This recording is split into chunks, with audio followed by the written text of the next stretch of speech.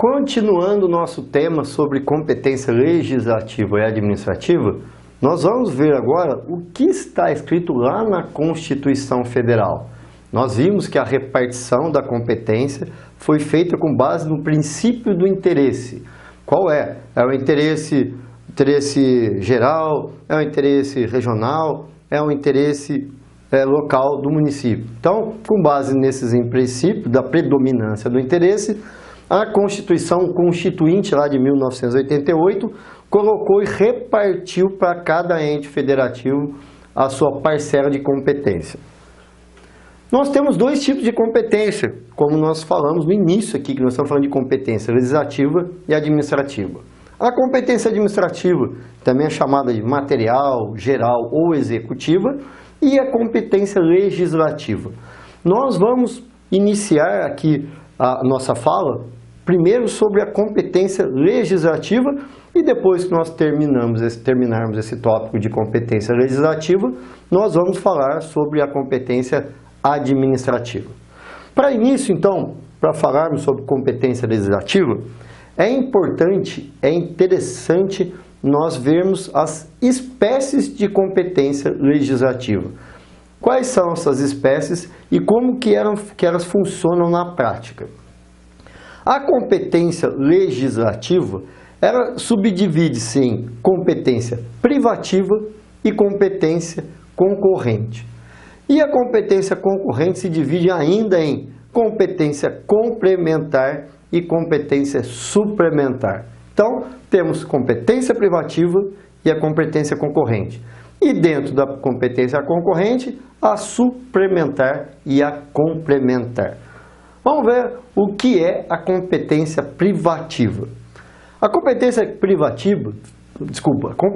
privativa, ela cabe exclusivamente a determinado ente da federação. Cabe ou à União, ou ao Estado, ou ao município. Um exemplo, como eu já havia dito, direito penal. O artigo 22, inciso 1 da Constituição Federal, diz que compete privativamente à União legislar sobre direito penal. Então, não tem como fazer aqui no Brasil, o Estado de São Paulo, por exemplo, criar criar um crime através de uma lei estadual. Isso é inviável no Brasil.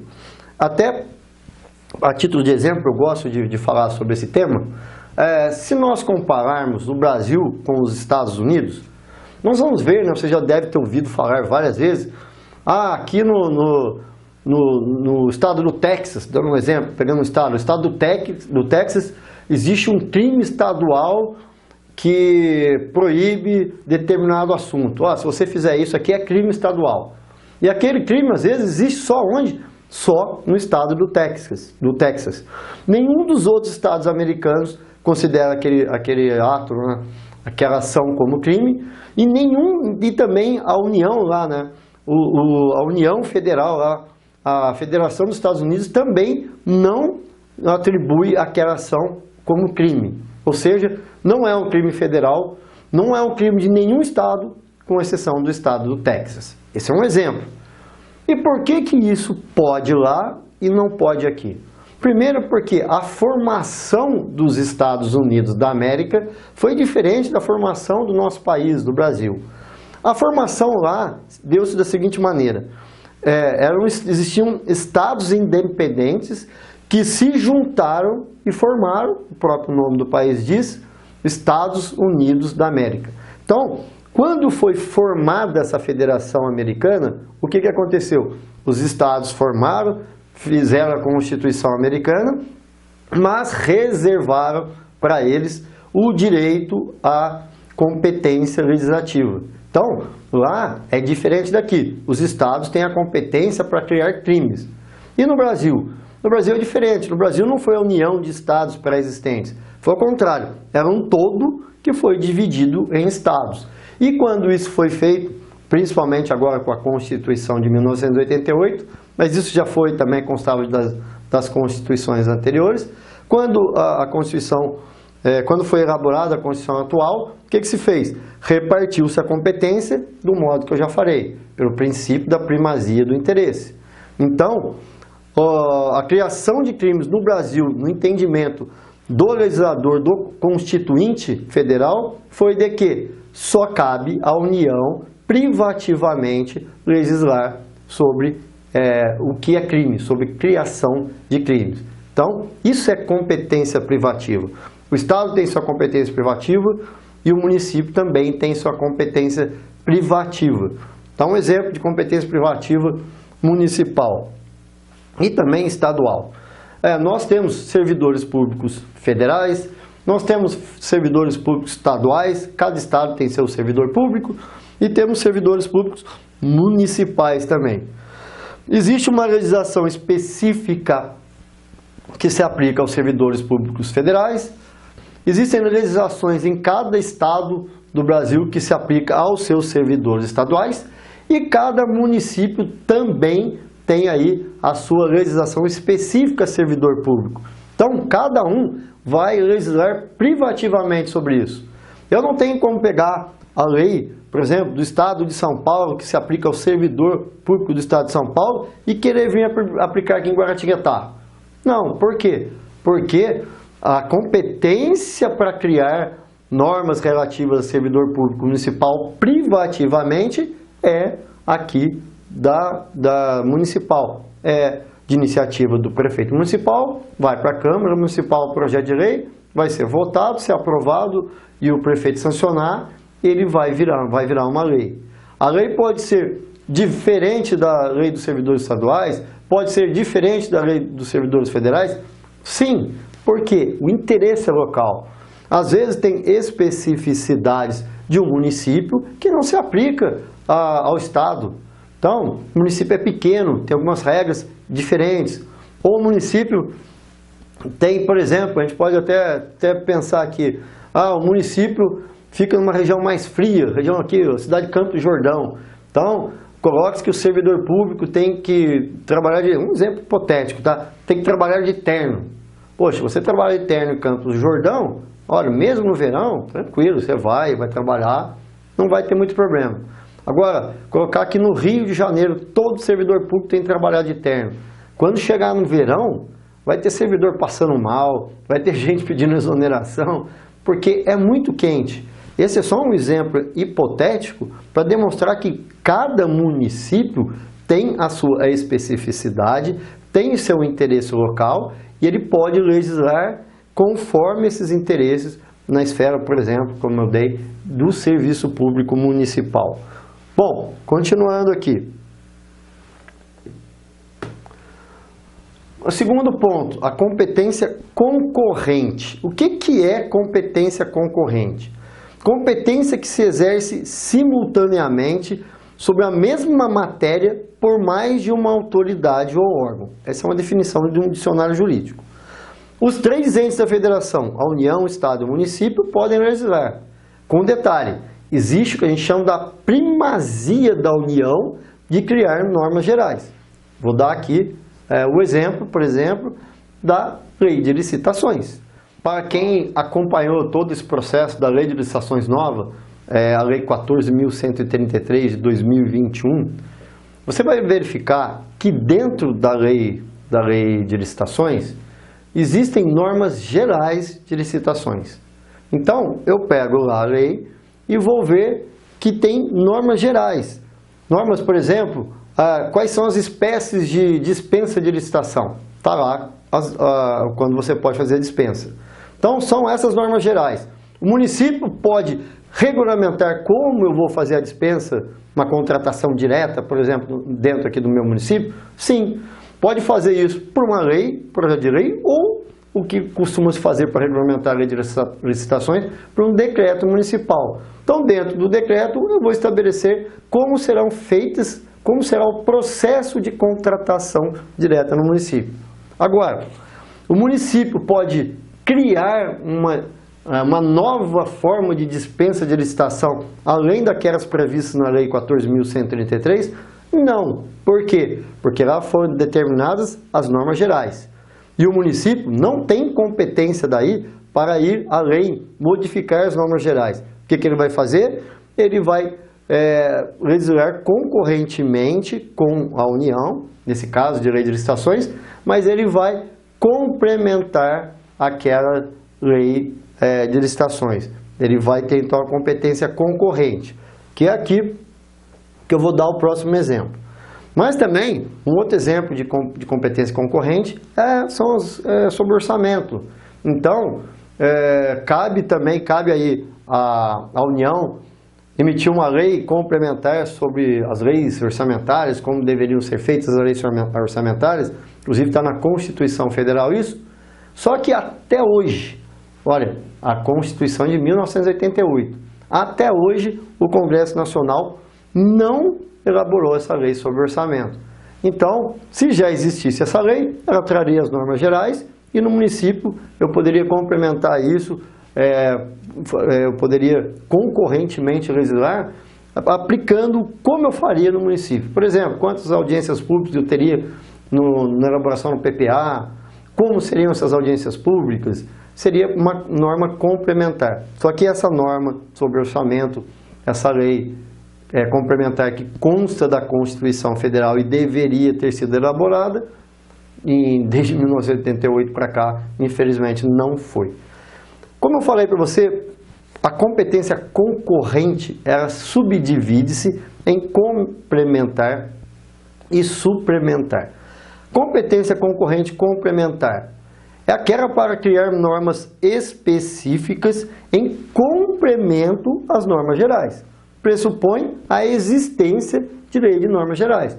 Eu dei o exemplo da lei de licitações. Tem as normas gerais e eu vou poder complementar através de uma lei ou de um decreto do Executivo. Um exemplo lá sobre essa polêmica de normas gerais e normas específicas, né, que você vai fazer em complemento às normas gerais. A lei de licitações deveria, pelo menos, ter só normas gerais, só normas que seriam aplicadas de forma geral, tanto para a União, quanto para os estados, quanto para o município, e cada um iria regulamentar essas normas gerais. Acontece que o legislador já havia feito isso com a Lei 8666 e mais ainda agora com a Lei 14.133, ele misturou normas gerais com normas específicas. Essas normas específicas são aplicadas para quem? Para a União, para as esferas administrativas da União. Então, essa norma específica, ela só é subordinada essa norma específica os órgãos da União. Os estados e os municípios não. Porém, às vezes é difícil você, dentro de uma lei, como é a Lei 14.133, você diferenciar o que é norma geral e o que é norma específica. Aí acaba virando um pouco de uma bagunça, vamos dizer assim, e a palavra final sobre vários aspectos dessa lei vai acabar sendo do Poder Judiciário. Ou seja, ainda vai demorar um pouco para nós termos certeza se determinado artigo da Lei 14.133 é norma geral ou é norma específica. Um exemplo sobre norma geral e norma complementar daí é o Estatuto das Cidades. Lá no artigo 40, parágrafo 4º, inciso 1 do Estatuto das Cidades, é o seguinte: o plano diretor aprovado por lei municipal é um instrumento básico da política de desenvolvimento e expansão urbana. Ficou claro aqui no artigo 40 que o plano diretor tem que ser aprovado por lei municipal, ou seja, é competência legislativa do município elaborar o plano diretor. Aliás, nós vamos ver lá à frente que a própria Constituição já determina isso. Parágrafo 4º do artigo 40. No processo de elaboração do plano diretor e na fiscalização de sua implementação, os poderes legislativo e executivo municipais garantirão a promoção de audiências públicas e debates com a participação da população e de associações representativas dos vários segmentos da comunidade. 2. A publicidade quanto aos documentos e informações produzidos. 3. O acesso de qualquer interessado aos documentos e informações produzidos. Ou seja, no processo de elaboração do plano diretor, eu tenho que obedecer às regras que estão colocadas nos incisos 1, 2 e 3 do parágrafo 4º. Mas assim, regra geral, olha, é obrigatória a promoção de audiência pública. Tá, quantas audiências públicas eu vou ter que fazer? Qual a forma dessas audiências públicas? Essas audiências públicas vão ser presenciais? Elas podem ser feitas de modo online? Como que eu vou dar publicidade aos documentos? Como que eu vou dar acesso aos documentos e às informações produzidas? Tudo isso eu posso aqui no meu município criar uma lei específica com as diretrizes para a elaboração do plano diretor. Então, por quê? Eu tenho as normas gerais. Eu preciso disso aqui. Se eu não fizer isso, eu vou estar indo contra a lei e o meu projeto de plano diretor que possa vir ser aprovado, ele pode ser declarado ilegal depois pela justiça. Exemplo, eu não realizei nenhuma audiência pública no projeto de plano diretor. Ele pode vir, melhor, ele muito provavelmente ele será determinado judicialmente como ilegal por não ter feito as audiências públicas. Mas eu posso, na lei que eu criar aqui no meu município, que eu vou complementar as normas gerais, eu posso falar, olha, eu vou realizar aqui no município, dando um exemplo, 5 audiências públicas, uma na região A, uma na região B, uma na região C, uma na região D e uma na região E. Então, quando o prefeito for começar a elaborar o projeto de lei do plano diretor, ele vai obedecer essa legislação municipal e ele obrigatoriamente tem que fazer essas 5 audiências públicas. Isso é complementar as normas gerais. Voltando ao exemplo da licitação. Eu posso ter um artigo na lei de licitações que fala sobre o agente de contratação. E aqui no município, o que eu vou fazer? Eu vou regulamentar, eu vou dar a especificidade. Quem pode ser agente de contratação, qual a atuação dele, como que ele vai fazer. Isso também é complementar a lei já existente de normas gerais. Então, isso é a competência concorrente complementar. Nós temos também a competência concorrente suplementar. É a competência para criar normas para suprir a ausência de normas gerais. Pressuponho que a inexistência de lei de normas gerais. Então, vamos dizer que a União, lá na Constituição Federal, cabe à União legislar privativamente sobre um assunto e ele vai trazer as normas gerais. É o exemplo da licitação. Mas vamos imaginar, como já aconteceu no passado, que cabia à União legislar privativamente sobre normas gerais, sobre licitações, e a União, o governo federal, não o fez. O que aconteceu? Isso lá no passado. Muitos municípios, utilizando sua concorrência suplementar, eles criaram normas específicas sobre licitação. Então, teve uma época aqui no Brasil já de um passado mais para trás, em que cada município tinha, cada um não, né? Mas vários municípios tinham sua própria lei de licitações. Então, era, vamos dizer, uma bagunça. Hoje, com a lei de licitações nova, 14.133, com suas normas gerais, eu sei que as modalidades de licitação, quais são? Pregão, concorrência, diálogo competitivo, leilão, me faltou um aqui, acho que são 5, está faltando uma. Mas eu tenho ali quais são normas gerais. Essas são as espécies de licitações que eu posso fazer. Ótimo. Como eu vou fazer isso? Tem algumas regras gerais, aí eu vou trazer para o município. Olha, eu posso fazer concorrência aqui no município presencial ou posso fazer eletrônica. E eu posso, num decreto, através de um decreto, colocar ali a forma que eu vou fazer. Então, quando você tem norma geral, é mais fácil. Quando você ainda não tem essa norma geral, essa lei específica, e você tem que suplementar, vira uma bagunça.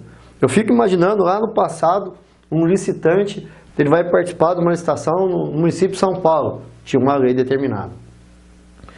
Ele vai participar de uma licitação no município de Ribeirão Preto, vamos dizer que lá também tinha uma lei totalmente diferente de São Paulo. Então era mais difícil. Quando existe a norma geral, facilita para todo mundo, tanto para a União, para o Estado e para o município. Porque eu tenho a norma geral e eu vou trazer a especificidade, o interesse local aqui do município, quando eu fizer a complementação através de uma lei ou mesmo de um decreto. Então, é importante essa divisão, essa possibilidade de haver a competência legislativa, tanto aqui, só para a gente reforçar, ter a privativa, ter a concorrente, que eu posso complementar ou suplementar uma lei quando ela não existe, os exemplos que eu dei. Nós vamos falar então, agora no próximo tópico, sobre a competência legislativa, o que cabe a cada ente da federação, como que eles podem fazer e também qual é a determinação, qual é a norma jurídica que dividiu a competência para cada ente federativo aqui no Brasil.